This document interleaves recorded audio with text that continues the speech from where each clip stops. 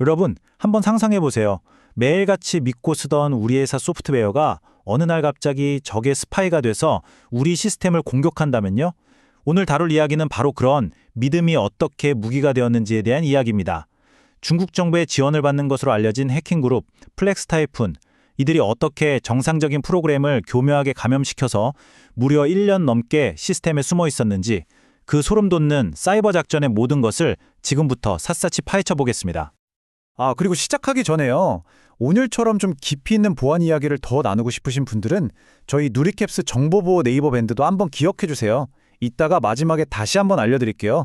진짜 전문가분들이랑 최신 정보 나누기에 정말 좋은 곳이거든요. 자, 그럼 진짜 시작하겠습니다. 자, 바로 이 질문에서부터 모든 게 시작됩니다. 우리가 너무나 당연하게 믿고 쓰는 시스템의 일부가 사실은 적이 만들어 놓은 비밀 통로라면 어떨까요? 과연 우리가 그걸 눈치챌 수나 있을까요? 이번 공격은 바로 그 누구도 의심하지 않는 신뢰의 허점을 정확하게 파고들었습니다. 모든 이야기에는 무대와 등장인물이 있죠. 이번 사이버 작전의 무대는 바로 지리정보 시스템, 그러니까 ArcGIS였습니다. 그리고 그 무대 뒤에서 이 모든 걸 조종한 어둠 속의 주인공은 바로 고도로 훈련된 해킹 그룹 플렉스 타이푼이었습니다. 이 플렉스 타이푼은요, 그냥 단순한 해커 그룹이 아니에요. 이 사람들은 목표를 한번 정하면 몇 달, 아니 몇 년이 걸리더라도 조용히 아주 끈질기게 파고들어서 기어코 정보를 빼내는 전문가 집단입니다. 진짜 무서운 건 이들의 인내심과 그 정교함이죠. 얘네들이 주로 쓰는 수법, 그러니까 시그니처를 보면 정말 혀를 내두를 정도입니다.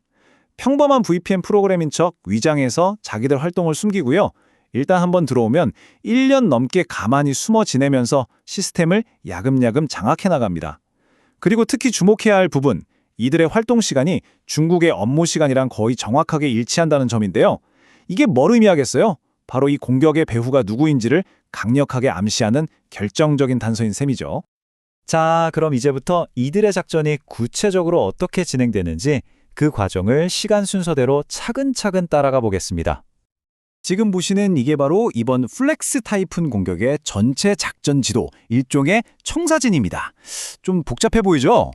괜찮습니다. 이 지도가 처음 어떻게 침투해서 내부를 어떻게 휘젓고 다니고 결국엔 방어 시스템까지 어떻게 무력화했는지 다 보여주거든요. 지금부터 이 지도의 핵심 포인트를 제가 하나씩 짚어드릴게요. 이 모든 거대하고 치밀한 작전의 시작이 뭐였는지 아세요? 정말 놀랍게도 너무나 간단했습니다.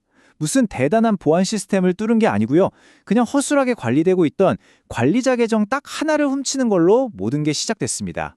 이게 바로 기본 보안 수칙이 얼마나 중요한지를 다시 한번 보여주는 대목이죠. 여기서 이 공격의 진짜 소름 돋는 철학이 드러납니다. 이 문장이 모든 걸 말해주는데요. 공격자들은 굳이 눈에 띄는 새로운 악성 코드를 만들 필요가 없었던 거예요. 왜냐하면 그냥 시스템 안에 원래 있던 정상적인 파일들을 자기들 무기로 바꿔버리면 되니까요. 이걸 전문 용어로 Living off the land, 즉 현지 조달 방식이라고 합니다. 이게 바로 이번 공격의 기술적인 하이라이트입니다. 시스템의 정상적인 기능 확장 파일인 SOE라는 게 있는데요. 이걸 몰래 자기들이 만든 악성 파일로 바꿔치기 한 거예요. 그렇게 하니까 겉으로 보기엔 그냥 평범한 데이터 통신 같은데 실제로는 그 안에서 자기들 명령을 마음대로 실행하는 비밀 통로, 즉 웹쉘이 만들어진 거죠. 이 디테일을 보면 이 사람들이 얼마나 치밀한지 또 한 번 알 수 있습니다. 마치 영화에서 강도들이 범행 현장에 비밀 아지트를 만드는 것처럼 이 사람들도 시스템 깊숙한 곳에 브리지라는 이름의 자기들만의 비밀 작업 공간을 만들어 놓고 다음 작전을 준비했던 겁니다. 자, 이게 이번 공격에서 제가 생각하기에 가장 악랄하고 교활한 수법입니다. 보세요. 피해자는 혹시 모를 사태에 대비해서 시스템을 열심히 백업해뒀겠죠? 그런데 공격자들은 바로 그 백업 파일 안에다가 자기들이 만든 백도어를 실적 심어놓은 겁니다. 결과가 어떻게 됐을까요? 피해자가 시스템을 복구하면 할수록 공격자의 비밀 통로도 같이 부활하는 거죠. 우리의 안전망이 오히려 공격자들의 재침입을 보장하는 보증수표가 되어버린 겁니다. 정말 기가 막히죠? 자, 이렇게 발판을 마련한 공격자들은 이제 본격적인 장기전에 들어갑니다. 정상 프로그램인 척 위장한 VPN을 시스템 서비스로 등록해서 언제든지 다시 돌아올 수 있는 길을 만들어 놓고요. 그 다음엔 내부 네트워크를 이잡듯이 뒤지기 시작합니다. 가장 중요한 정보, 즉 높은 권한을 가진 계정 정보를 훔치기 위해서요. 이들의 최종 목표는 바로 IT 담당자들의 컴퓨터였습니다. 자, 지금부터는 조금 더 기술적인 이야기로 들어가 볼게요. 특히 현업에 계신 보안 전문가나 실무자분들이라면 지금부터 나오는 내용에 주목해 주시면 좋을 것 같습니다. 바로 실제 시스템에서 이 공격의 흔적을 찾을 수 있는 구체적인 증거들, 침해 지표, IOCS에 대한 내용입니다. 네, 바로 이 정보들이 플렉스 타이푼이 남기고 간 디지털 지문, 즉 침해 지표입니다. 만약 여러분이 관리하는 시스템 로그에서 이 표에 나와 있는 특정 IP 주소로 통신한 기록이 있다거나 브릿지.exe 같은 의심스러운 파일, 혹은 여기에 있는 해시 값과 일치하는 파일이 발견된다면 이건 그냥 넘어가선 안 될 아주 강력한 경고 신호입니다. 즉시 정밀 조사가 필요하다는 뜻이죠. 그렇다면 이렇게까지 교활하고 똑똑한 공격을 우리는 도대체 어떻게 막아야 할까요? 그냥 공격이 이랬다더라 하고 끝나는 게 아니라 이걸 통해서 우리의 방어 전략을 어떻게 다시 짜야 하는지 알아보겠습니다. 이게 사실 오늘 이야기의 핵심이겠죠? 문제의 핵심은 바로 이겁니다. 기존의 보안 솔루션, 예를 들면 백신 같은 것들은요, 대부분 나쁜 놈들 리스트를 가지고 있다가 대조하는 방식이거든요. 그런데 플렉스 타이프는 처음부터 착한 애 가면을 쓰고 들어왔기 때문에 이 리스트에 걸릴 리가 없었던 겁니다. 그러니 전통적인 방식으로는 이 공격을 놓칠 수밖에 없었죠. 그래서 이제는요, 우리가 던져야 할 질문 자체가 바뀌어야 합니다. 이 파일, 나쁜 파일이야?가 아니라 이 정상적인 파일이 왜 갑자기 평소랑 다른 행동을 하지? 이렇게요. 파일 자체가 아니라 파일의 행동에 집중해야 한다는 겁니다. 평소에 얌전하던 프로그램이 갑자기 이상한 외부 서버랑 통신을 시도한다거나 중요한 시스템 파일을 건드리려고 한다면 바로 그 순간을 위협으로 탐지할 수 있어야 합니다.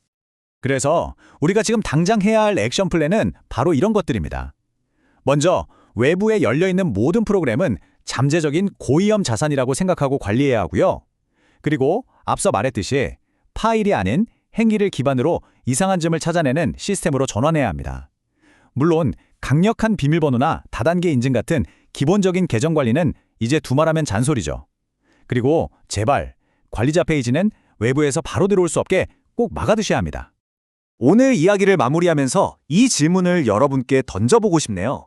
공격자들이 이제는 우리의 신뢰, 그 자체를 공격의 도구로 삼는 시대에 살고 있는데 과연 진정한 의미의 안전이라는 게 존재할 수 있을까요? 어쩌면 그 해답은 이제 아무것도 완벽하게 믿지 않고 끊임없이 의심하고 검증하는 자세에 있는지도 모르겠습니다. 오늘 제가 준비한 이야기는 여기까지입니다. 혹시 더 궁금한 점이 있으시거나 이런 최신 보안 위협에 대해 다른 분들과 더 깊은 이야기를 나눠보고 싶으시다면 저희 정보보호 네이버 밴드에 꼭 한번 들러주세요. 여러분 한 분 한 분이 참여해서 함께 정보를 나눌 때 우리는 더 안전해질 수 있으니까요. 끝까지 들어주셔서 정말 감사합니다.